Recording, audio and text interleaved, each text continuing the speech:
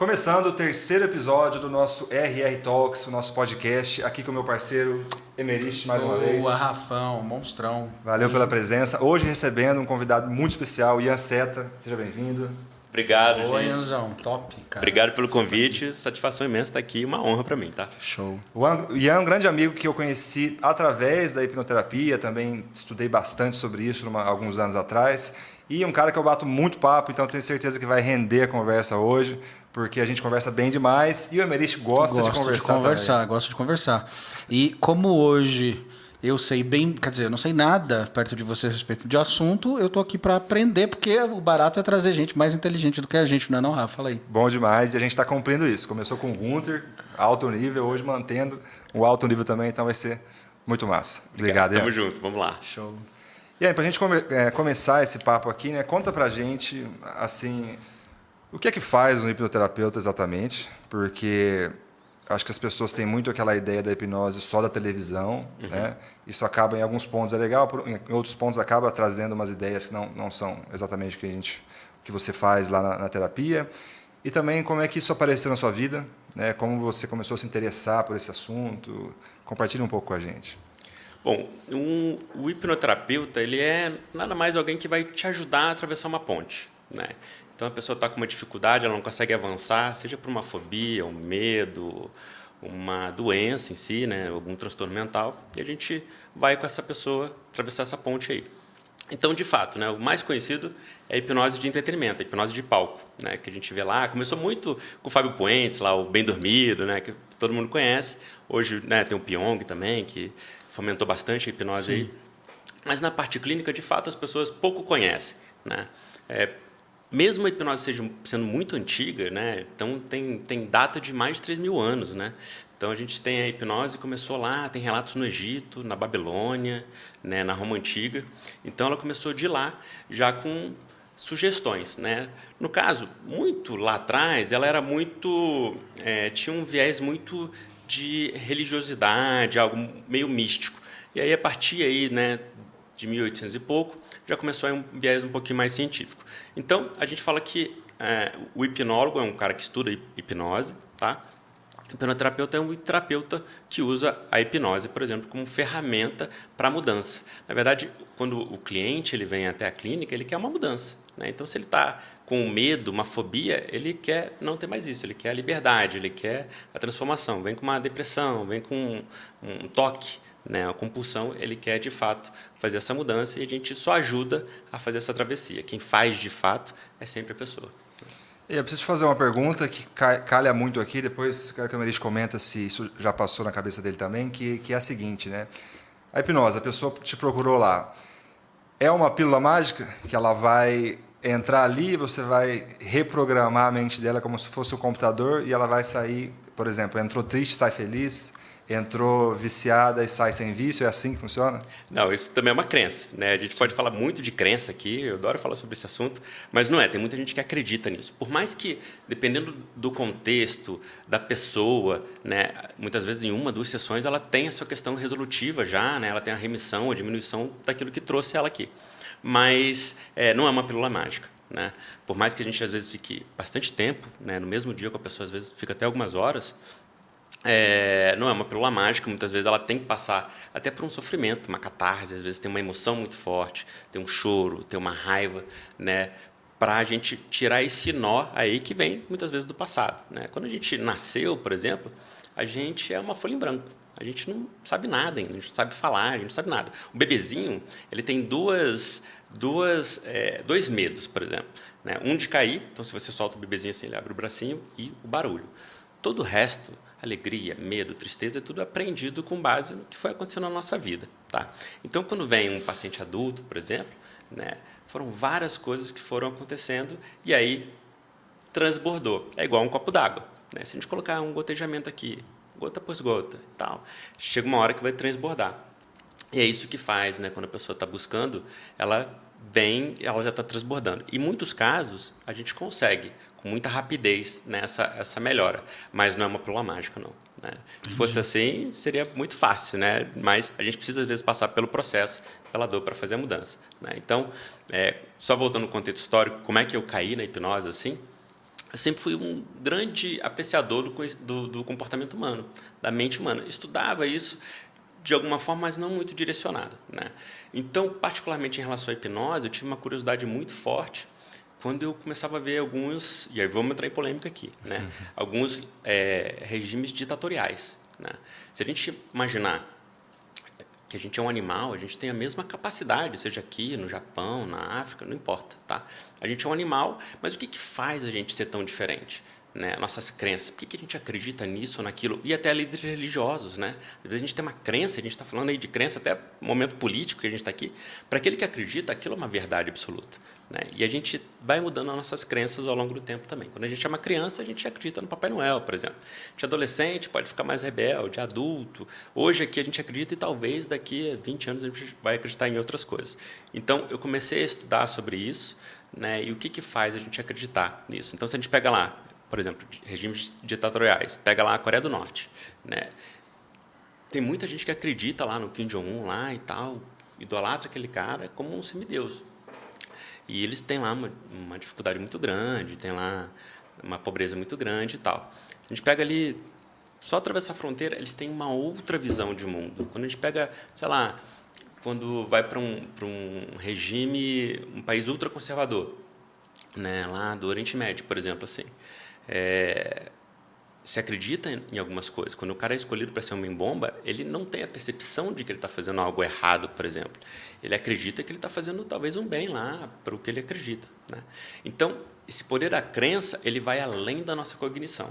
E é isso que eu fiquei muito curioso e quis estudar. O que faz a gente acreditar no que a gente está fazendo e fazer as coisas? A gente tem consciência de várias coisas. A gente tem consciência de como se alimentar, como dormir, se exercitar. Por que a gente às vezes não faz? A gente, mesmo uma pessoa que tem uma diagnose, por exemplo, um TOC, né? Ou ela tem uma síndrome do pânico, ele sabe conscientemente que aquele pânico vai passar, mas ele sente, ele tem ataque cardíaco, ele sente como se fosse morrer. E aí, isso que eu quis estudar. E aí a gente começa a entrar no inconsciente, né? Que começou lá do Freud, aquela ideia, a metáfora do iceberg, né? E aí a gente começa a ver que a gente é muito mais inconsciente do que consciente. A hipnose faz muitas vezes que a gente tome consciência de algumas coisas, seja através de uma regressão do passado, né, e seja através de outras ferramentas que a gente usa também no momento da hipnose. Any question? Porque eu tenho 55 perguntas. Então, eu também, cara. Ele tá falando aí, para mim já veio 56 perguntas já.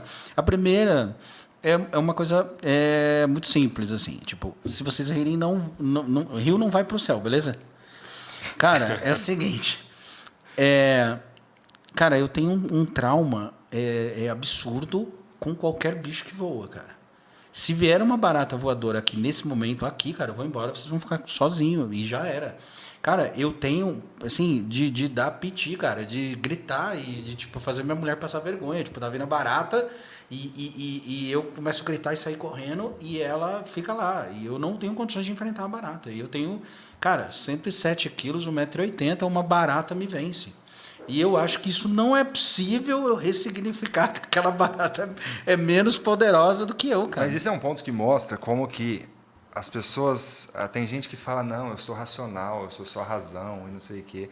E esse tipo de coisa que muitas pessoas têm, algumas... Mostra como que no momento desse você desliga o seu racional total. Total. E a gente age... Então, a emoção ela é muito forte e quem acha que é só racional tá se enganando. Que você, assim... Eu acho que você ia chegar assim na pergunta de se isso poderia ser tratado. Então, isso exatamente, cara. É possível ressignificar isso. Hoje cara, com a idade que eu tenho, eu já passei dos 40 anos, eu, tipo, me sinto totalmente vencido pela barata. Pela barata, tudo bem, você fica aí, domina o mundo, eu não vou te enfrentar e tá tudo certo.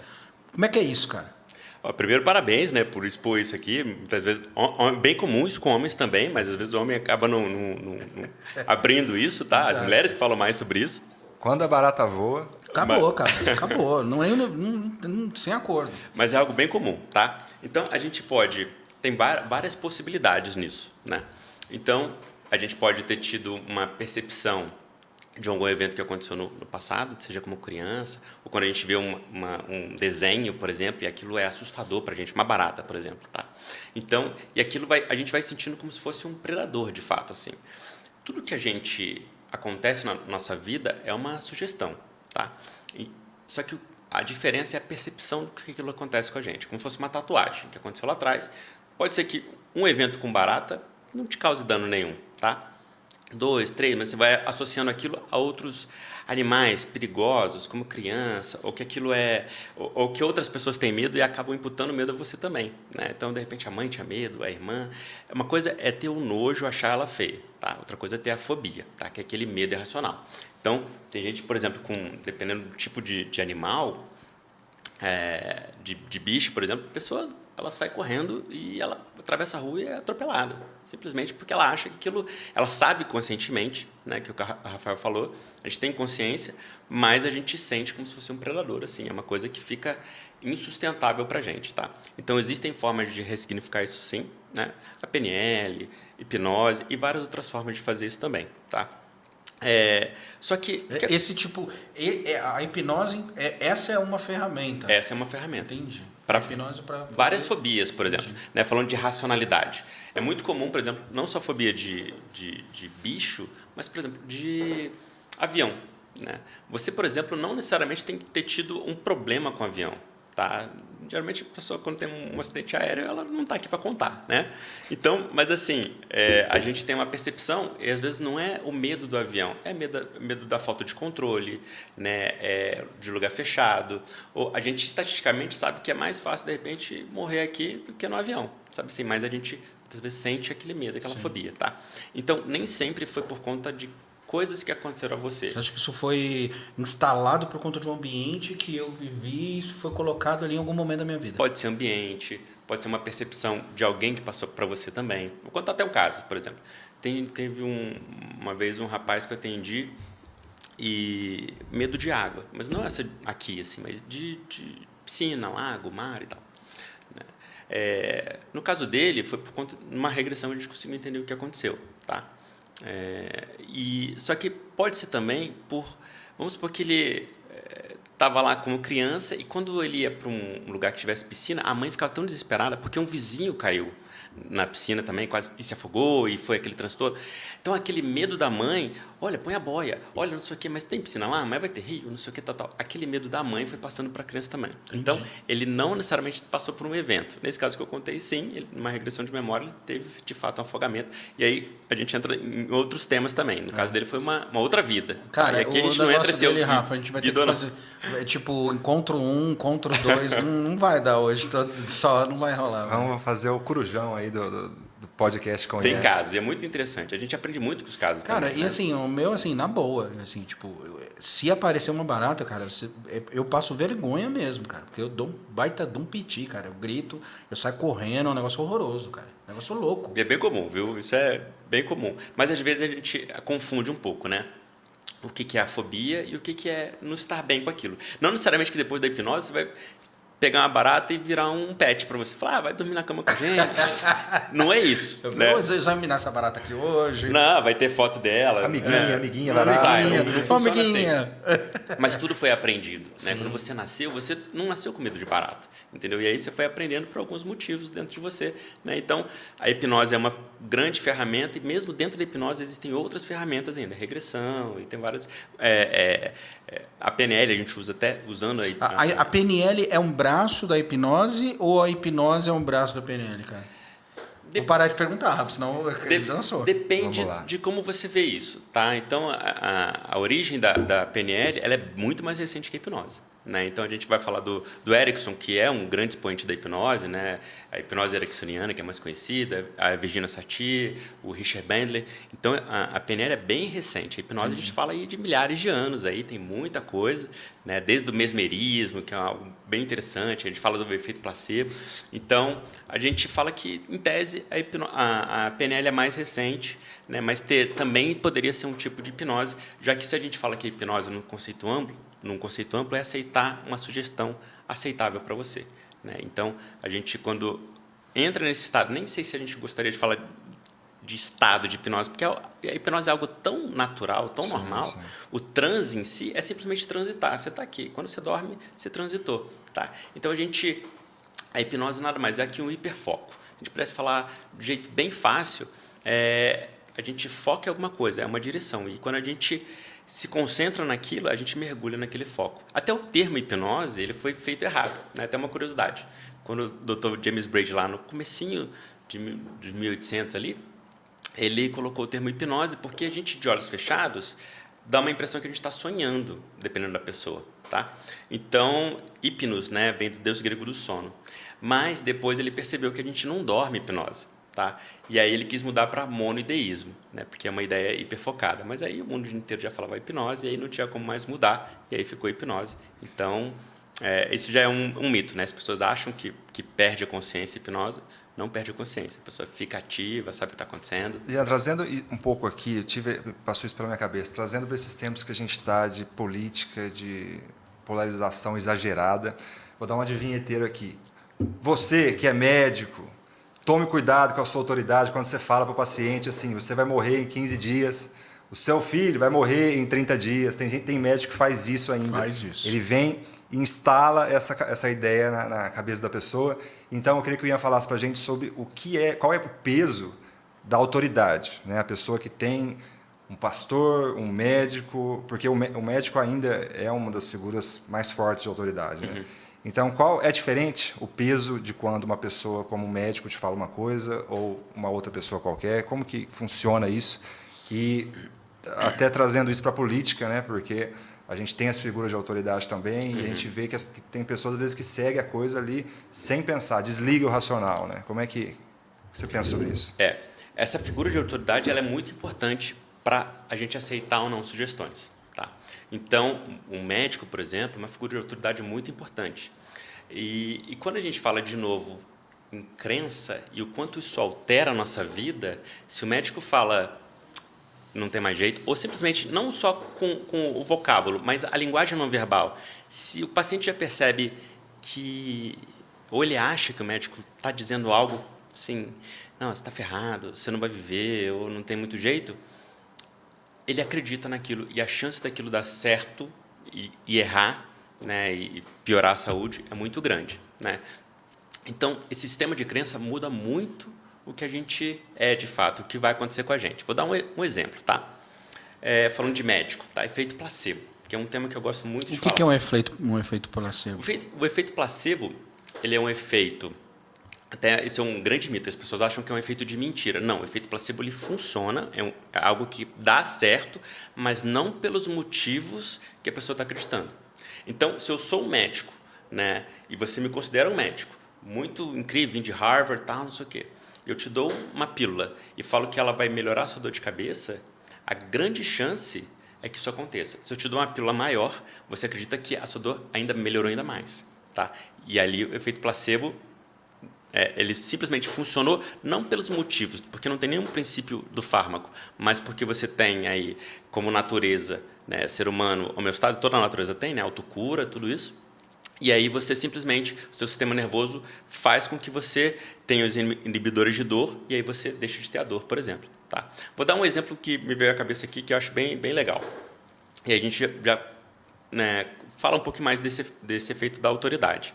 Teve uma pesquisa no Japão, pegaram lá três caras que tinham uma alergia muito forte, né, de urticária. E aí vedaram esse cara, esses 13 pacientes, né?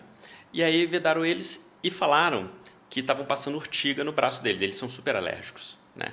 Falaram que estava passando tal. Os 13, só que não era nada. Era uma planta comum, tá? Sem qualquer princípio ativo ali. Os 13 tiveram a queimação, a vermelhidão. Então, a gente teve efeito biológico. Eles acreditaram que aquilo estava acontecendo. E aí, de fato, aconteceu. Os estudos de placebo são absurdos. São.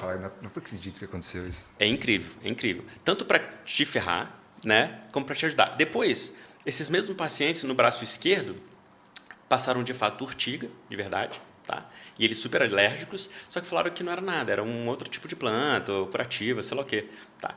Desses 13 que já têm alergia, propensão, só 2 tiveram de fato, né, o efeito lá biológico, de fato tiveram a vermelhidão. Então, isso é algo que mostra que a gente é muito sugestionável, né? Então, e a nossa mente cria essa realidade. Quando a gente fala de princípio da mente, para a mente é sempre real, não importa se aquilo está acontecendo ou não. Até nossas conexões cerebrais, quando a gente coloca aí numa ressonância funcional, as áreas cerebrais são afetadas como se fosse realidade, para efeito de dor, de imaginação. É como se você está vendo alguma coisa e você imagina que está vendo a mesma coisa, essas áreas cerebrais são, em neuroimagem, elas mostram que são a mesma coisa. Tá? Então, a figura de autoridade faz com que a pessoa tenha uma crença que aquilo vai acontecer, inclusive para remissão de doença. Tá? O médico, por exemplo, ele não precisa mentir, né? Mas o jeito de falar, muitas vezes, já altera a crença, a percepção, inclusive biológica, e aquilo ajuda a pessoa a ter mais motivação para o tratamento, por aí vai. Tá? Então, a figura de autoridade é importantíssima e a gente já pega de novo nesses regimes ditatoriais. Né? A figura de autoridade é muito forte. E também na política. As pessoas, muitas vezes, elas de fato se cegam. E a gente, às vezes, faz isso no nosso dia a dia. Às vezes, a gente não percebe... Você está procurando um líder, né, cara? Um acolhimento. Aí o cara encontra um líder e, por algum motivo, ele se identifica com aquilo, ou por conta da origem militar, e aí ele tem alguma afinidade com aquilo, ou por conta... na outra ponta por conta de outra coisa relacionada ao adversário, e ele idolatra aquilo e faz tudo isso aí acontecer, né, cara? E a gente usa o tempo inteiro o nosso córtex pré-frontal, né, o nosso raciocínio, para justificar que ou é aquilo ou não é aquilo. Né? Então, a gente fala até de crimes passionais, por exemplo. O cara lá está acreditando que a esposa está traindo. Né? De repente, ele está lá dormindo com ela, era um cara que ia viajar aquela noite, representante, e aí o voo não saiu, não deu certo. E aí, de repente, toca o telefone dela de madrugada. E está lá em silêncio, ela escuta que é um homem, e ela fala, não, é engano, senhor, não sei o que, tal. Ele começa a imaginar, não, essa voz eu conheço, é do chefe dela, e não sei o que, tal, e aí vai e faz uma besteira. Depois vai ver, não tinha nada daquilo. A crença dele foi fazendo o efeito dominó, né? Igual a gente falou do efeito biológico, e esse efeito dominó, ele ajuda e também nos prejudica. Então, esse efeito da crença, ele cega a gente. Às vezes está com... Né, às vezes a gente não consegue enxergar quem a gente ama, e às vezes tem um defeito ali também. Ou o contrário, a gente hipervaloriza, idealiza alguma coisa e não é bem aquele fato. E também isso acontece com a política. Política, futebol. Futebol, religiões, por aí vai. Né? Então, esse efeito da autoridade é muito importante também. Muito bom. E fazendo agora duas perguntas que mandaram lá na caixinha lá do Instagram, dá para você falar bastante também, que eu vou fazer as duas juntas. Né? Uma pessoa perguntou o que pode ser tratado com a hipnoterapia, aí você pode puxar talvez para o que é mais eficiente, né? E se é possível tratar compulsões com a terapia com hipnose. Tá, vou começar pela primeira pergunta. Né? É uma pergunta ampla, assim. Várias coisas podem ser... tratadas ou auxiliadas através da hipnose, por exemplo. Tá? Então, os casos mais comuns, fobia, medos, gagueira. Gagueira é algo bem interessante. Teve um cara no jogo que fazia isso, não tinha esse cara? Que ele tratava gagueira com hipnose? Eu me lembro agora vagamente, eu assisti algo parecido assim. O Rafael Baltres, que eu sei que foi no jogo, não sei se foi ele que você está falando, né? Mas olha que interessante, gagueira é mais comum em homens. Se for parar para pensar, é mais comum em homens. Difícil você ver uma mulher gaga. Eu, por exemplo, nunca vi. Tá? Assim, outras doenças, por exemplo, são mais comuns em mulheres. Síndrome do pânico, mais comum em mulheres, mas acontece em homem também. E aí, quando a gente fala de gagueira, por exemplo, é algo muito interessante, porque geralmente é um efeito psicológico. A pessoa tem as cordas vocais perfeitas. Ela não tem um problema fisiológico. E ela tem uma questão emocional lá. Uma questão emocional. E a maior parte dos casos é sempre acontecer alguma coisa na infância. Né? Um exemplo clássico que a gente tem lá é um menino, né, que já era um homem, né, mas que teve na infância o pai muito castrador e ele foi chorar. Né? E aí o pai, não chora, engole o choro, porque o homem não chora. E aí pode parecer banal, mas ele ficou gago. Sim. A vida inteira. E o quanto isso afetou o resto da vida dele, feito dominó. Né? Autoestima, relacionamento, o bullying, N coisas assim. E era uma questão lá de trás. E aí quando você solta aquela emoção que ficou represada, sim, e aí a pessoa consegue falar. Claro que dependendo do tipo de gagueira, depois ela vai precisar de uma fono, porque tem alguns vocábulos, né, o jeito que a língua bate, né, como ela se comunica, aí ele precisa fazer esse novo aprendizado, mas sem aquele bloqueio. E aí a pessoa tem casos de gagueira muito interessante. Então, gagueira, toque é uma coisa bem interessante, porque a pessoa ela tem a consciência e a gente também entra até na compulsão. Não sei se é uma pergunta bem ampla, né, a compulsão, porque pode ser obsessão, a compulsão, então compulsão por compra, por comida, né, sexual, de vários aspectos. E quando a gente fala do toque, né, o transtorno obsessivo, né, a pessoa tem vários tipos de toque. Tem o de simetria, né, a pessoa precisa deixar tudo certinho. Tem o de verificação, né, a pessoa tem que ver o fogão, ou se trancou a porta. E muitas vezes ela tem que fazer isso, sei lá, 7 vezes. Se ela fizer 6, não funcionou. Se ela fizer 8, passou. Sabe assim? E ela precisa de um comportamento, por exemplo, para se aliviar, porque ela fica muito ansiosa. Então, ela vai fazendo nesse loop e vai piorando cada vez mais, né? Então, tem o toque de contaminação. Esse é complicadíssimo. Se a pessoa acha que aqui está contaminada, ela toca aqui, muitas vezes ela acha que essa mão não pode mais encostar em lugar nenhum. Se ela encostou, contaminou a calça. Ela não pode mais encostar. É muito triste. Ela sabe racionalmente que aquilo não faz sentido, mas ela sente como se fosse, né? Então, muitas vezes, precisa sempre também de um auxílio com remédio, mas teve coisas assim que foram bem interessantes em relação ao toque, coisa de milagre. A pessoa não podia tocar as 2 mãos, sabe? Aí saiu do consultório já batendo palma, né? Então, ou muitas vezes até para a própria roupa, assim, tinha que sempre ter a ajuda da mãe para ir no banheiro, sabe assim, uma coisa que vai dificultando muito a vida da pessoa, né? Questões aí também de luto, né? Medos, traumas, né? O TEPT, que a gente fala, o transtorno pós-traumático. E aí, falando nas compulsões, falando de um modo geral, por exemplo, de compra, de comida, muitas vezes assim, a pessoa está buscando um estado emocional diferenciado, né? Então, ela, quando compra, por exemplo, ela quer mostrar ali que ela tem um controle de comprar. Ou, muitas vezes, ela quer estar ali querendo um elogio, ela quer poder ter outras coisas que não é o objeto em si, mas é o que ele pode proporcionar, né, naquele estado emocional, e ela vai Cara, isso é fantástico, se cara. viciando Isso é nisso. animal. Né? Vícios também. Cara, deixa eu te fazer uma pergunta. Pergunta, fala que eu discuto. Deixa eu te fazer uma pergunta. Não estou fazendo nada, então deixa eu te fazer uma pergunta. Mais uma. Cara, vamos supor que a pessoa chega lá e fala assim, cara, eu ouvi você falando aqui no podcast, você é animal. E aí o cara foi lá, ele viu o canal, ele foi no teu Instagram. Qual que é o teu Instagram mesmo? É Ian Seta, hipnoterapeuta. @IanSeta, hipnoterapeuta. Então aí foi o cara falando, não, te mandou um direct, falou, quero ir lá. Aí o que você vai atender o cara vira, ele vira pra você e fala assim, na pessoa, eu não sei o que eu tenho, mas eu tenho alguma coisa. Isso é comum acontecer? É comum. É bem engraçado. E aí você consegue desenvolver um estudo para poder fazer essa descoberta da inquietação da pessoa? É possível isso? É possível. Eu sou mais conhecido pela hipnose, né? Mas eu também gosto de várias outras ferramentas. Muitas vezes a gente não sabe o que quer, sabe o que não quer, né? Ou a gente vem com uma questão muito subjetiva. Eu quero ser feliz, mas ser feliz é muito subjetivo. Cara, tá tudo ruim, o cara tá tudo bem e tá tudo ruim. Sabe? Ou foi alguém e teve um resultado muito legal e falou, não, a pessoa veio aqui e eu quero isso para mim também, saiu maravilhado e tal. Então a gente tem que afunilar para a gente entender qual é o objetivo dessa pessoa de fato, assim, né? Então, aí a gente entra mais no sistema de mentoria aí, né? E a hipnose pode ser uma das ferramentas, né? A gente pode usar sistema de coach, ferramentas, né? Para a pessoa ver o que ela está buscando. Porque, muitas vezes, vamos filosofar aqui, né? De metas. O céu é o limite. Não, muitas vezes a gente tem algumas vontades, né? Mas a gente não sabe nem como buscar. Vamos dar um exemplo real. Ano novo. Todo mundo faz a listinha de ano novo, certo? E aí, eu quero emagrecer, eu quero estudar mais, quero dormir melhor, quero ganhar mais dinheiro e tal. E aí, olha que interessante. Tem um estudo do Richard Wiseman. O que ele apurou? Que depois de um ano, só 12% das pessoas conseguiram concretizar aquelas metas que eram metas simples. Não é assim, ganhar $1 trilhão, assim. São metas simples. Emagrecer 10 quilos, alguma coisa assim. E aí, o que se verificou? Por que as pessoas não conseguiram? E no começo do estudo, elas tinham confiança que conseguiriam. Em uma semana, 25% já desistiu, sabe assim? E aí, o que fez com que... O que mostrou esse estudo? Que as pessoas elas têm desejos e não metas.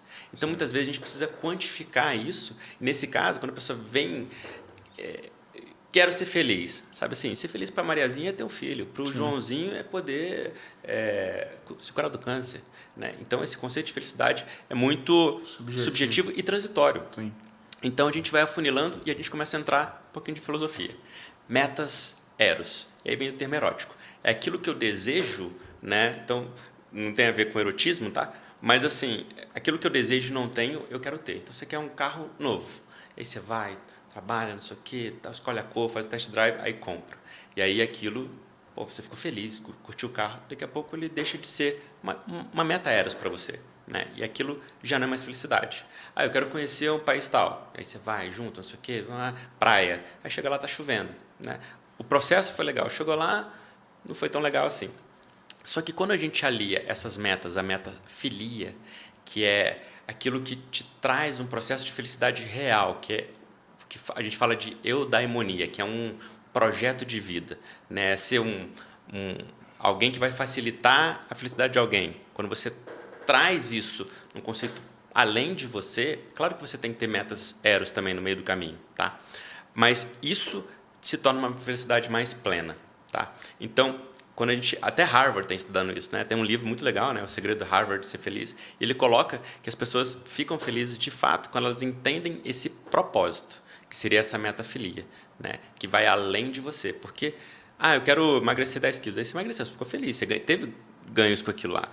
Teve mais saúde, sentiu melhor e por aí vai. Daqui a pouco você quer outras metas Eros também. Aquilo que você deseja e não tem. Mas a filia, ela fica para a vida inteira. Por exemplo, um filho. Você teve um filho, agora você não vai deixar de amar esse filho porque você teve, agora eu não quero mais. Sabe assim? Não funciona assim.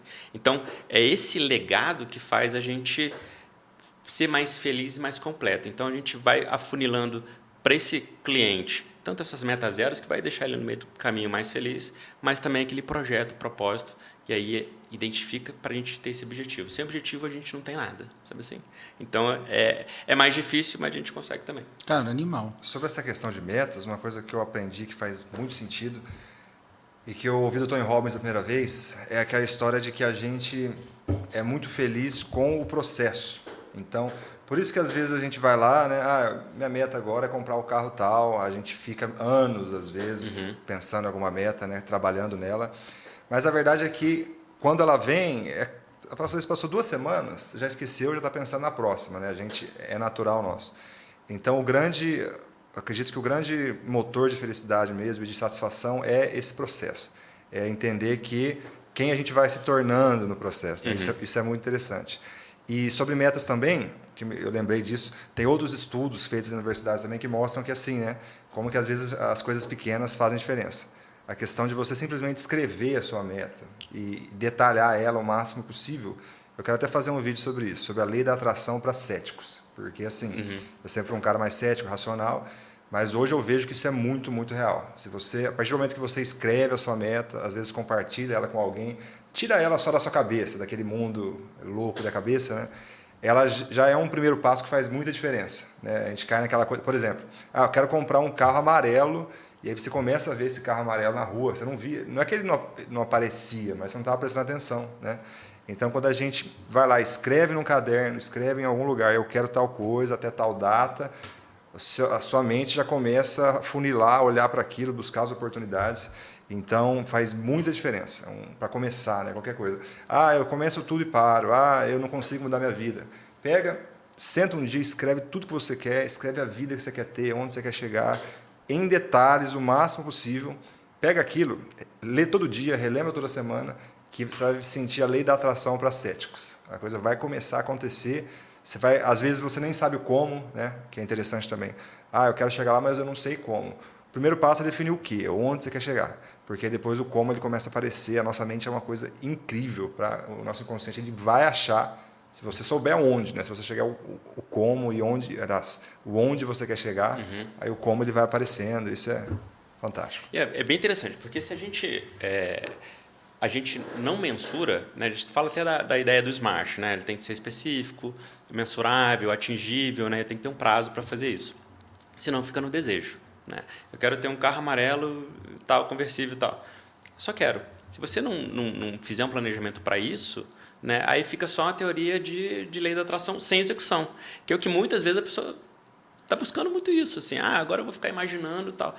Imaginação sem ação, nada acontece. Então, a gente fala que a hipnose é um bom caminho para começar a mudança, mas muitas vezes a gente tem que buscar uma estratégia também para aquilo ser atingível. Né? Claro que quando a gente está com uma questão muito forte, a gente fica seletivo nessa doença. Então, se eu estou com uma dor no dedo aqui assim, eu vou ficar o tempo inteiro aqui pensando nesse dedo. E vou esquecer que, de repente, eu posso até ter problema no joelho e vou ficar focando nesse dedo. A hora que eu resolvo isso aqui, de repente, a vida anda melhor. E é assim quando a pessoa está buscando. Né? A hipnose, por exemplo, ela está lá com um toque. Pô, muitas outras coisas na vida dela são dificultosas por conta disso. Depois, quando ela diminui ou reduz isso, ela começa, claro que vai continuar tendo problemas de outras coisas, mas ela começa a poder buscar o que ela está querendo para a vida e por aí vai.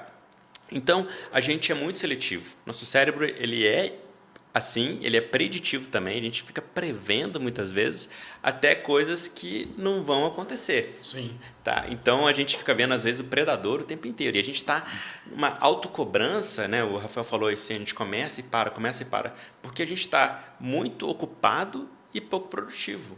A gente está esquecendo que a gente tem que se concentrar nas coisas. A gente consegue fazer 2, 3 coisas ao mesmo tempo, mas se concentrar, não.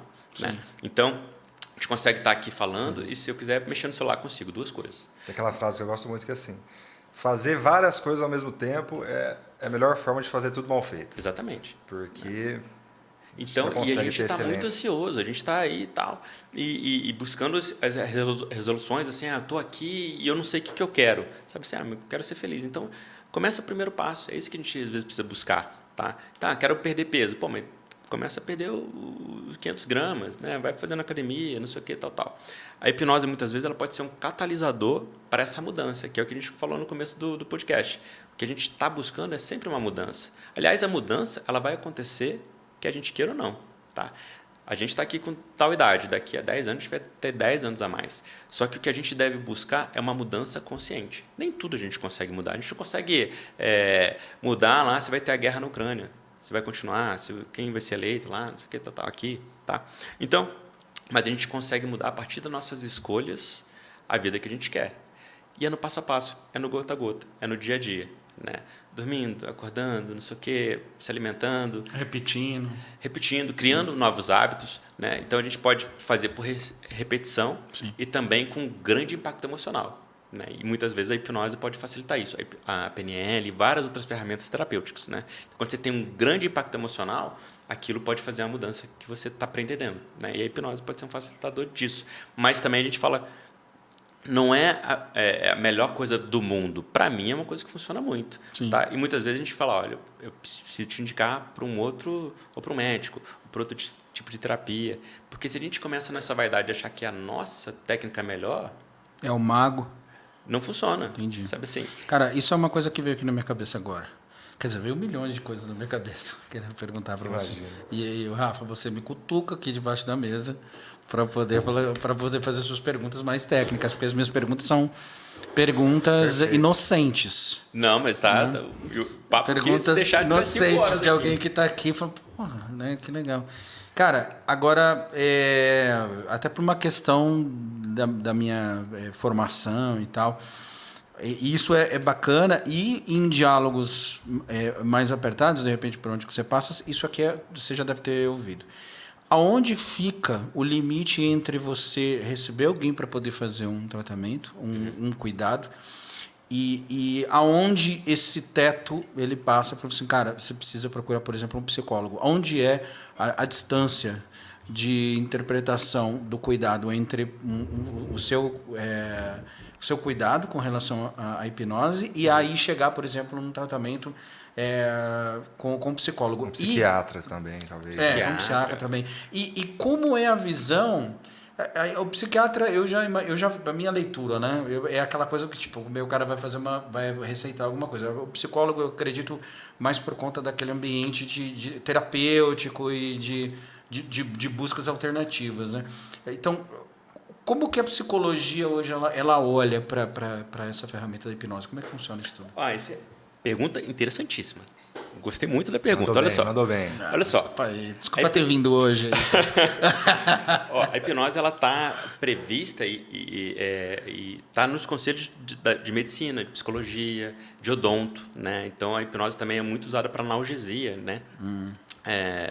Para anestesia também, né? Que a gente fala que pessoa às vezes ela não consegue mais a anestesia química e aí a gente pode usar a hipnose para auxiliar isso também. Está no SUS, o SUS já colocou a hipnose também como terapia. O SUS colocou a hipnose. Colocou, ele ainda não regulamentou, mas está previsto lá. Isso já tem uns 4 anos, tá? Então, o que acontece? O pessoal da psicologia não conhece tanto a hipnose assim, porque vamos falar um conceito histórico um pouquinho, tá? Freud, né? Lá ele quis aprender com Charcot. Charcot tinha lá bons casos, né? Pacientes com histeria. E aí Freud, Charcot era diretor do hospital lá Saint-Pétrier, e Freud quis aprender essa técnica com ele lá.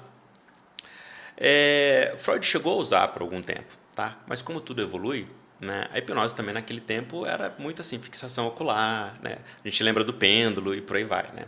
Freud também, como a gente não perde a consciência em hipnose, Freud fumava ali, então o cliente ou o paciente, ele está ali do lado e ele está sentindo tudo, ele está sabendo, ele está consciente de tudo, ele está só de olho fechado, tá?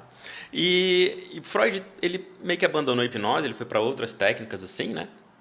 E claro que foi genial no que ele trouxe para a gente. Mas segundo o Albertinho, que foi meu professor, o Freud era um hipnotista ruim. Então, ele fala isso na lata, ele fala que por mais que ele seja gênio em outras áreas, nessa talvez ele deixasse um pouco... E mesmo no fim da vida dele lá, tem um livro que fala da história, ele fala que ele não se considerava de fato um bom hipnotista, ou ele não conseguia hipnotizar a maior parte dos pacientes, tá? Então, hoje a gente entende que a hipnose, como ela é tão natural, a gente consegue, tirando 2 grupos, tá? Alguém que tem um problema de fato cognitivo, mental, que não entende o que a gente está falando, né? Porque a hipnose é nada mais do que a instrução em aceitar as sugestões. E também um grupo que tem medo. E geralmente, por que a pessoa tem medo da hipnose? Porque tem as crenças, tá? Então, medo de perder o controle, de contar o segredo, de ficar inconsciente. Então, quando a gente faz algo que chama de pre-talk, a gente tira essas crenças, esses medos, a pessoa se permite e ela entende que é algo natural da mente humana, tá?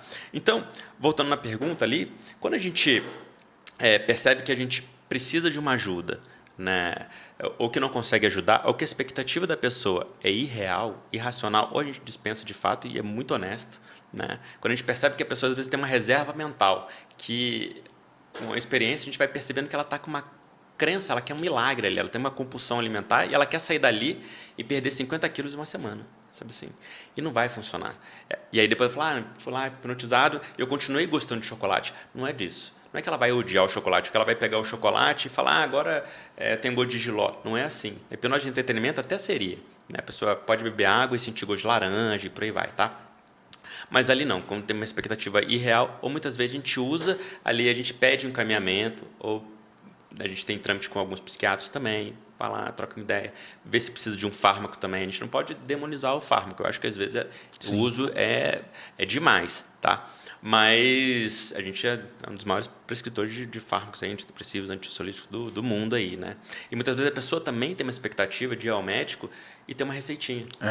E às vezes também fica uma situação complicada para ele ali, não dá, sabe assim? Então fica uma coisa. Mas eu tenho muita serenidade de indicar para a pessoa, ou às vezes trazer, de repente, uma outra pessoa que ela está buscando. Vamos supor que ela trouxe o filho, mas o problema são os pais. Sabe assim? Os pais precisam ali dar ajuda e falar, olha, esse filho aqui, como ele tem ainda mais criança muito pequena, ele tem um ambiente que pode ser muito complicado, assim, os pais precisam de terapia antes, porque senão você limpa um peixe e volta ele para o aquário sujo. Então, a gente tem que conversar nisso uma boa, ser muito honesto, falar, eu consigo te ajudar nisso, não consigo te ajudar naquilo, né? Acho que melhor buscar um psiquiatra antes, ou a gente vai fazendo uma terapia multidisciplinar, ou a pessoa que também está no psicólogo, muitas vezes o psicólogo encaminha para a gente também. Né? Que ele entende que pode ser a hipnose, então a gente tem esse trâmite aí. E eu acho existe um diálogo entre as áreas. Existe, e eu sou muito honesto. Mesmo quando a pessoa me procura, ela já tem a consciência de que, eventualmente, a gente pode dispensar, ou não é o momento daquilo acontecer ali também. Sabe assim? Tem uma frase que eu li essa semana que, assim, eu vi hoje, que é muito importante, que se aplica muito à hipnose. Que o problema nosso, do ser humano, não é o que a gente sabe ou o que a gente não sabe. O nosso problema é o que a gente acha que sabe. Então, por exemplo, o preconceito com hipnose, acredito que de alguns anos para cá foi um boom, muita coisa mudou. Mas era um preconceito gigantesco de que não funcionava, de que era misticismo, de que era aquilo. E as pessoas têm uma certeza gigante que elas sabem do que elas estão falando. Isso vale para muitas coisas, né? Muitas coisas. A gente tem isso assim, não, mas eu já conheço isso, eu já sei o que é. Só que a pessoa está totalmente enganada. Mas sobre no aquilo. direito é assim, cara. Já é assim. E assim, chegando nisso, a gente está vivendo um tempo meio obscurantismo com relação à ciência e o que a ciência diz e o que não diz. Queria que você falasse o que a ciência já mostrou, né, sobre a hipnose. O que a gente pode dizer que já está lá, ó, provado, Documentado. artigo, estudo, teste, que não é mais questão de eu acho, eu conheço uma tia que funcionou. Não, ciência, o que já existe, né? O que já está lá, que a gente pode acreditar mesmo com rigor científico. Tem estudos bem recentes, assim, que foram feitos na Suíça, né, laboratórios grandes até, e aí o que se conseguiu provar ali é que a gente consegue, através de hipnose, a gente consegue também alguns estados ou estágios de transe, né? Ou percepção de suscetibilidade ou sugestionalidade. Então, existe alguns estados em que a pessoa ela tem quase que fica sem respirar, por exemplo. Ela fica como se fosse um coma hipnótico. Tá? Então, tem os estados D e tem um ainda mais profundo que esse. Então, num aparelho de ressonância, né, a pessoa, às vezes, ela tem uma incursão respiratória a cada 40, 45 segundos. Aí ficava um monte de médico falando, não está respirando, porque é tudo monitorado. Tá? E aí o que se provou é que a gente consegue novas conexões neurais, ou neuronais, né, em áreas que a gente não imaginava que conseguiria. E aí a gente já consegue também provar a questão de anestesia e analgesia. Tá? E também é sempre uma realidade subjetiva. Tá? Então, se a pessoa ela fala que ela tinha um toque, uma compulsão, ela fala que isso diminuiu muito, ou que ela não tem mais, ela fala, não se consegue provar isso necessariamente. Tá? Então, ela foi sempre muito imbuída de misticismo, existia uma interconexão por muito tempo com religiosidade, então até algumas religiões que ficam um pouco assim com medo da hipnose, tá? Mas é algo muito natural. Então, o que se tem mostrado é que, com os resultados das pessoas dizendo, e também nessa ressonância aí de novas conexões, é que de fato a gente consegue estados, não seria alterados de consciência, mas diferenciados e com novas conexões neuronais aí. Isso é bem recente até. Isso é um estudo recente. É um estudo recente. Sensacional. Eu ouvi do Alberto já algumas vezes que para a questão de dor são muitos estudos, né? Então, às vezes a pessoa que tem uma dor crônica, alguma coisa assim, ela pode ter uma ajuda muito grande. O que a gente mais tem no PubMed é em relação à analgesia e anestesia, tá? Então, até com ressonância, tá? Então, e aí funciona de novo como o efeito placebo, e aí a gente consegue fazer com que o sistema nervoso daquela pessoa, os inibidores de dor, eles fiquem mais ativos e os de dor a gente desative também. Cara, só relembrando, o lance do efeito placebo é aquele coisa que o cara fala assim, tipo, o pai vira pro filho e fala assim, isso você não consegue, cara. Você não nasceu para isso aí. E aí, se ele aceita a sugestão, ele leva isso para a vida inteira. Esse é o vezes. efeito placebo. O efeito placebo, na verdade, ele é assim, eu te dou vamos falar de Mesmer aqui, por exemplo, tá? Que eu acho que começou muito ali. Se eu pego esse paletó aqui e falo, olha, esse paletó aqui veio lá do Egito, das pirâmides, sei lá o que, um tecido assim, e aí a hora que você colocar em você, aquela dor nas costas vai passar. E aí você que estava com uma dor nas costas, você, cara, de fato, aconteceu, é um paletó mágico, não sei o que, tal. É um ponto muito, assim, só reforçando o que você falou, que para a pessoa é real. É real. Então, assim, não é que, não aconteceu. Não, a pessoa, ela pôs e ela tem 100% de certeza que funcionou. Isso é. E você fala, de fato, que você não está mais sentindo a dor, entendeu? Você, inclusive, o resultado para a dor, você fala, cara, não estou mais sentindo a dor. Então, de fato, funcionou, mas não pelo motivo, não é mágico. Você acreditou, e talvez a minha figura de autoridade tenha ajudado na sua crença, e aí você usou a sua própria biologia para fazer com que aquilo aconteça. Tá? Então, o Mesmer foi um precursor muito desse efeito placebo. Né? O que aconteceu lá? Mesmer ele foi um cara que estudava matemática, astronomia e tal. Ele acreditava que nossas dificuldades eram por conta dos fluidos astrais que não estavam muito bons e tal. E aí começou lá a fazer a técnica dele lá, e aí as pessoas melhoravam. Né? Elas tinham convulsão naquele momento lá, mas depois ela melhorava. E depois ele começou a ter tanto paciente que ele fez uma banheira lá, as pessoas se seguravam no metal e aí elas melhoravam também. E aí isso começou a incomodar também, né? Lá em Viena, depois ele foi para Paris, os médicos lá na ocasião, e aí o rei Luís XVI lá mandou fazer um conselho lá para ver científico o que aquilo estava acontecendo. E qual foi a conclusão? Foi que de fato existia melhoria, mas não pelo motivo que ele estava alegando. Tá? Então, as pessoas, de fato, tinham uma percepção de melhora muito grande. Então, no estudo lá, pegaram alunos de Mesmer e falavam assim, você sem ver, o cara com passes magnéticos atrás de você. E aí falava, esse é o melhor aluno de Mesmer, não sei o que, tal, tal. E como ele era já muito conhecido, você que estava com um problema X, né, você, nossa, melhorou. E era um cara comum, era um cara da própria pesquisa. E aí você, simplesmente por acreditar que era um discípulo de Mesmer, o melhor aluno, não sei o quê, você tinha a melhora. Tá? E aí depois colocava no outro ali um cara que era o discípulo de Mesmer, de fato, o aluno, que, as técnicas, não sei o que, tal, tal. E aí, só que falava que era um cara normal, da rua. E aí a pessoa não melhorava. Tá? Então, o que se mostrou é que, de fato, acontecia, mas não pelo motivo que estava acontecendo, que era o fluido lá, não sei o que, tal, tal. Tá? E aí esse efeito placebo tem várias coisas, né? Tem Cara, isso acontece o tempo inteiro. O tempo inteiro. Isso está em todo lugar. Então a nossa mente ela pode nos ajudar muito e também nos prejudicar. Se a gente acredita que está ficando doente, não sei o quê. Quer ver uma coisa muito legal? O Covid. Na época do Covid, no início, a gente está aqui junto. Tá? E aí, Rafael está com Covid. E aí, de repente, e aí você já sabia, ausência de paladar, de cheiro. Eles falam, não, mas não sei o quê, tal, tal, tal. E amanhã você ficava, não, meu paladar já mudou.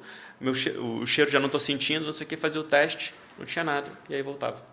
Isso cai, a gente já entrando assim, num outro ponto que é o seguinte, né? O poder da repetição também, né? Para sugestão e tal. Para todos os meus amigos, eu falo que televisão, eu acho que eu tirei a televisão da minha vida, a TV aberta, faz uns 10 anos. E eles falam assim, mas como é que você fica sabendo das notícias? Eu falo, cara, estou vivendo melhor do que nunca. E uma das questões, eu falo que a mídia mainstream ela é inimiga do povo, né? Ficando pesado.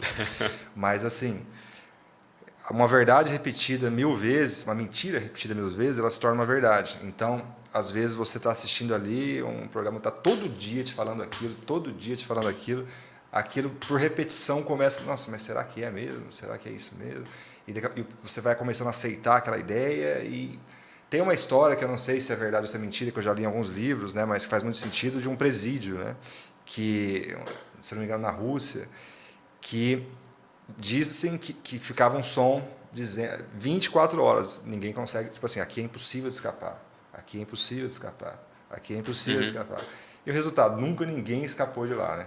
Então, assim, o poder da autossugestão através da repetição é muito, muito forte. E eu tenho aplicado isso de uns meses para cá e minha vida fez assim, uma virada da autossugestão todos os dias. Né? Pegar lá 3, 4, 5 declarações de coisas, eu sou tal coisa, ou eu estou me tornando tal coisa, e repetir aquilo todos os dias de uma forma sistemática, você começa a mudar a sua visão, você começa a agir diferente. Isso é muito forte. E cai na questão dos pais, né? Aplica para todo mundo. Muito cuidado com o que a gente fica repetindo, com o que a gente fica falando, porque principalmente se tiver o impacto emocional ou a repetição, aquilo começa a entrar na mente da pessoa e pode estragar a vida de muita gente. Isso é muito legal, de fato, porque as crianças são muito sugestionáveis. É uma esponja, né, cara? Então, hipnose com criança é muito engraçado, porque é muito simples, é rapidinho, sabe assim? Porque a criança já está numa realidade subjetiva. Então, se ela pega aqui um celular e fala, isso aqui é uma nave, começar a brincar, pega um controle do ar-condicionado, isso aqui é uma nave com arminha, não sei o quê, com bomba, ela vai e ela está aqui brincando, tá? Então, ela já tem uma realidade diferente da nossa. E ela aceita muito as sugestões mais do que a gente. Porque a gente pega um controle de ar aqui, a gente sabe que é um controle, mesmo só se fizer hipnose, a pessoa aceitar a sugestão e ela começa a achar que é um telefone, é engraçado, todo mundo ri. Então a gente tem que ter muito cuidado com as sugestões que a gente deixa para a criança também. Você não consegue, você é burro, não sei o que, tal, né? Porque aquilo cria uma marca na criança que pode, de fato, ela acaba acreditando naquilo, tá? Então, eu pensei algo aqui, isso é do direito. Então tem a hipnose forense também, né? Que é mais conhecida em Curitiba, né? A gente não pode usar a hipnose como prova. Que é aquele lance do direito sistêmico e tal? Essas coisas têm alguma coisa a ver ou não? Não, na verdade é porque com a hipnose... que seria? Conhece isso, Rafa, o direito sistêmico? O que seria o direito sistêmico? Direito sistêmico é o seguinte, cara. É você pegar, de repente, o problema que a pessoa tem e organizar aquilo em vários fatores da vida. tipo, a pessoa chega lá com um problema de família, mas na verdade ela tem vários outros problemas, problema de educação, problema de comportamento, e aí ela passa por um processo, inclusive isso é o próprio Estado que ajuda, né, para que ela consiga entender o tipo de problema que ela está levando para outra pessoa. Tipo assim, o pai não vai ver o filho. Aí o pai passa por um processo lá para entender o que o filho sente quando ele não vai ver, entende?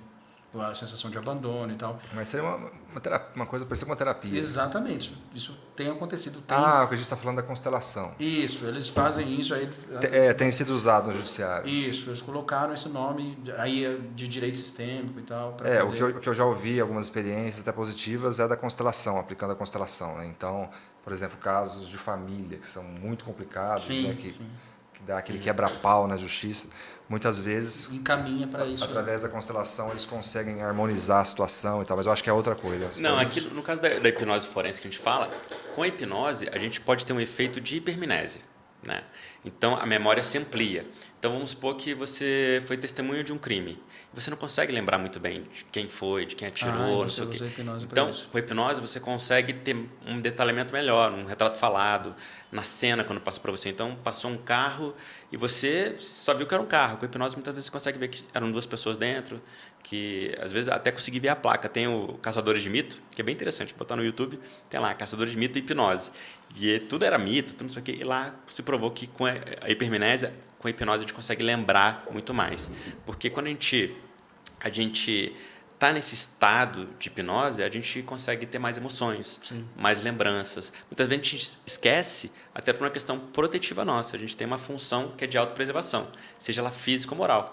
Então, pode acontecer, por exemplo, você teve um acidente. E aí você não lembra e depois você está no hospital. Você só lembra do carro rodando, não sei o que, tal. Mas lá você conversou com o médico, lá quando você estava no SAMU, lá, falou, meu nome é tal, eu moro em tal lugar, não sei o que. Mas depois alguém te contou isso e falou, mas eu não lembro de nada disso.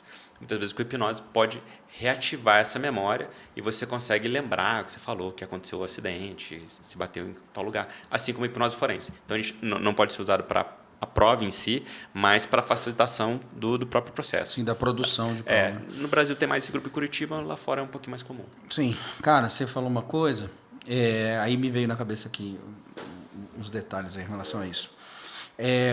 O que estraga muito, né, cara, essas terapias diferenciadas, né, cara, como a hipnose, que eu, assim, na minha percepção, inocente, como eu disse aqui desde o começo, são as falsas promessas, né?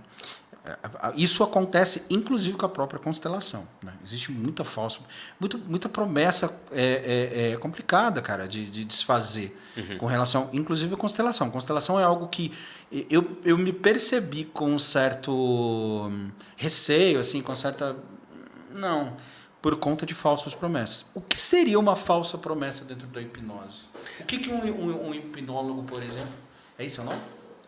Hipnoterapeuta, hipnólogo. Hipnoterapeuta. O que não seria uma promessa lúcida, uma promessa verdadeira dentro da ciência da hipnose, dentro do que ele vai, de repente, fazer de tratamento? A primeira coisa é falar em cura. A gente nunca fala disso, até por uma questão legal, né? Do curandelismo é um crime. Nossa, cara, então isso eu já ouvi, negócio de cura com o negócio da constelação. O pessoal vai me xingar aí na internet, mas tudo bem, não tem problema. Né? A pessoa, ela falar que ela se sentiu curada, por exemplo, ela pode, mas a gente nunca pode falar isso. Me processa. Processa aí, mano. Então, existem muitos relatos assim da pessoa, de fato, muito gratificada, mudou a vida e por aí vai. Então, cura é algo que o cara não pode falar. Nunca falar. Eu vou tirar o seu problema. Ele é um facilitador da conquista que o cara mesmo vai descobrir a partir das ferramentas que você vai utilizar.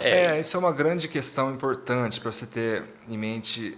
Isso vale para qualquer processo, tanto para terapia quanto para coaching, que você não promete o resultado. Né? Por exemplo, no caso da terapia, a pessoa tem que ter na mente dela muito claro que ela é a principal agente da transformação. O coach ficou mal visto, te cortar, mas sobre o parênteses, Rafa. O coach ficou mal visto também por esse motivo. Sim. Falsas promessas. É a brincadeira do bilionário em 7 dias. Eu fiz curso de coach, aí muitas vezes o cara tira sarro, agora advogado, coach, pô, então você agora, mano, você vai dar o golpe com força.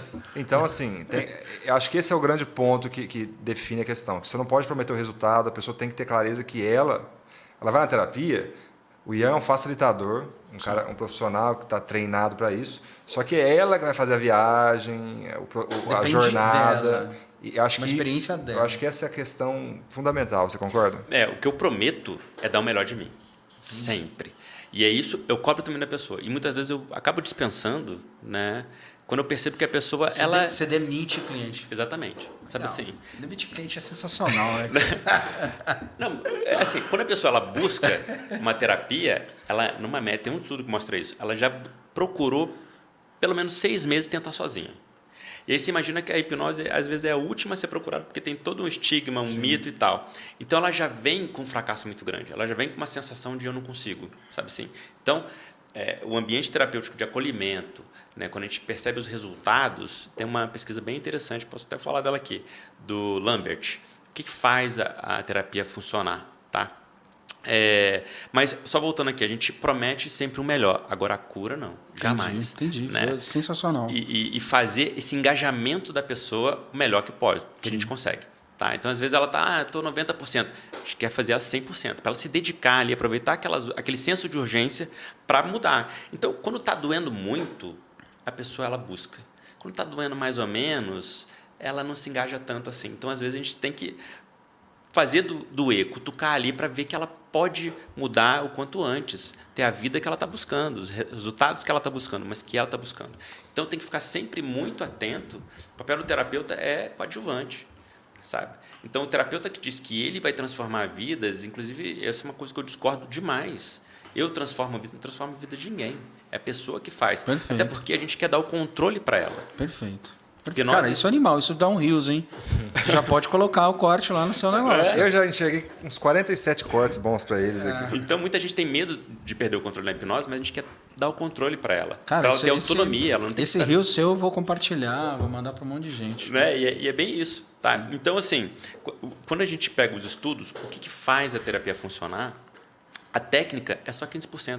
É um estudo do Michael Lambert, que foi pegar assim, quais são os fatores que fazem a pessoa mudar de fato. 40% é extraterapia. Então, você veio com depressão, não sei o que, tal. Cara, você perdeu alguém amanhã. Se você não chorar, deu um pau na tua cabeça. Precisa chorar. Como chama isso? Esteterapia. Extraterapia. Esteterapia? Extraterapia. Extra. Que eu falo rápido pra caramba. Extra.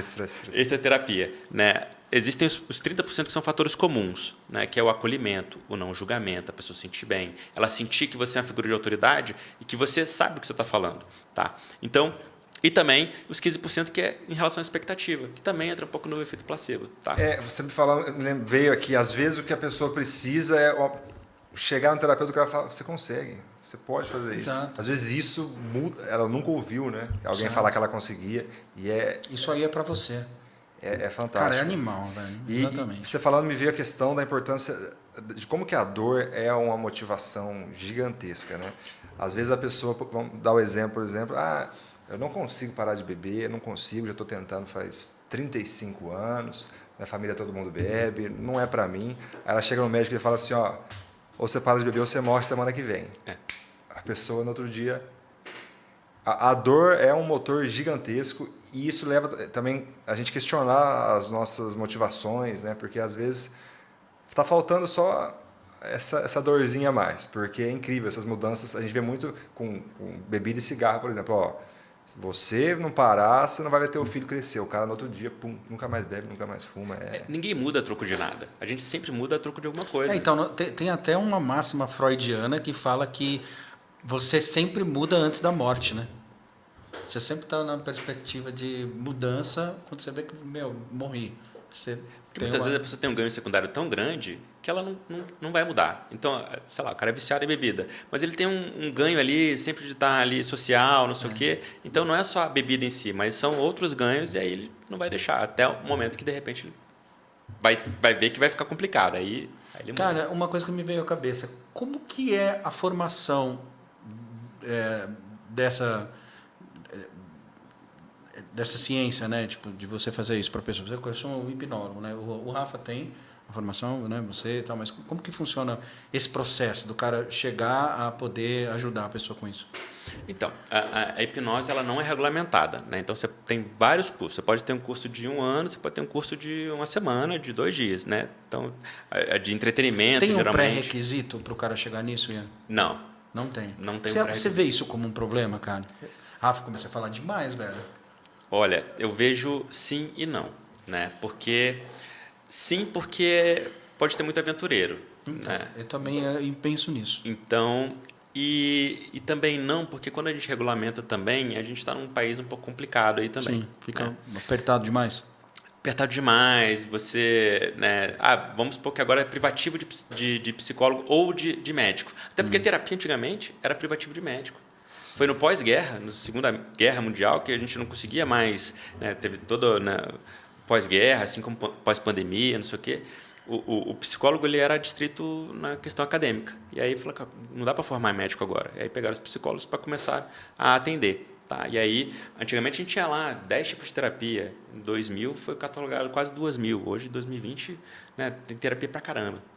Então, respondendo objetivamente, eu acho que sim e não. Né? Então, tem muito aventureiro, você não tem e no aventureiro é onde acaba acontecendo aquela promessa que não deveria, né, cara? Promessa que não deveria. E muitas vezes o cara fica muito empolgado com a hipnose, porque muitas vezes a pessoa muda de uma forma muito assim relevante e tal, mas não é assim com todo mundo. Às vezes precisa de maturação para mudança. Sim. O interessante assim do outro lado da moeda também é que em tempos de informação descentralizada e de internet, se o cara é um charlatão, a coisa corre muito rápido, né? Isso é positivo hoje, porque antes talvez o cara ficaria anos aí atuando, mas hoje a pessoa com essa velocidade da internet hoje é muito rápido esse processo ou da pessoa se consagrar, se tornar uma referência, ou dela ficar queimada uma cancelada logo. No cara. Hoje em dia a coisa está realmente correndo rápido. Sim.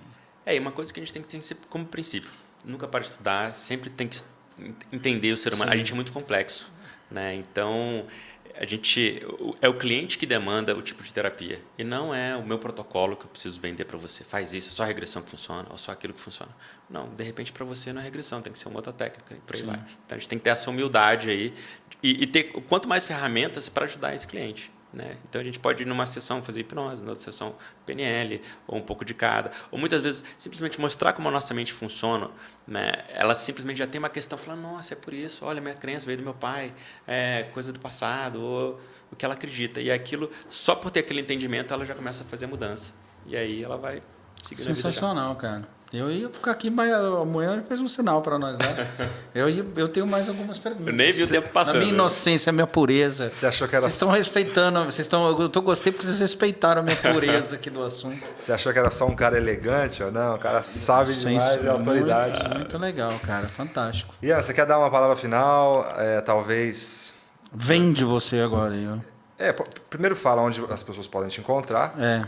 Inclusive eu vou querer para poder te encontrar em outro momento. E também para aquela pessoa que às vezes está em dúvida, está num momento difícil e está pensando assim, eu não consigo mais, né? Eu cheguei no meu limite e minha vida é isso aqui mesmo, eu vou ser infeliz para sempre e tal.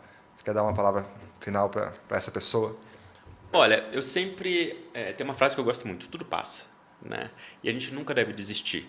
Tá? A gente pode se fortalecer, se hipertrofiar na nossa dor, muitas vezes. Tá? Então, a gente pode buscar uma resolução, seja com terapeuta, seja com qualquer outro tipo de... que seja importante, um exercício, religiosidade, não importa. Tá? Então, a gente acabou de passar pelo Setembro Amarelo aí, né? Então, a gente tem casos de suicídio, né? Cada vez, né?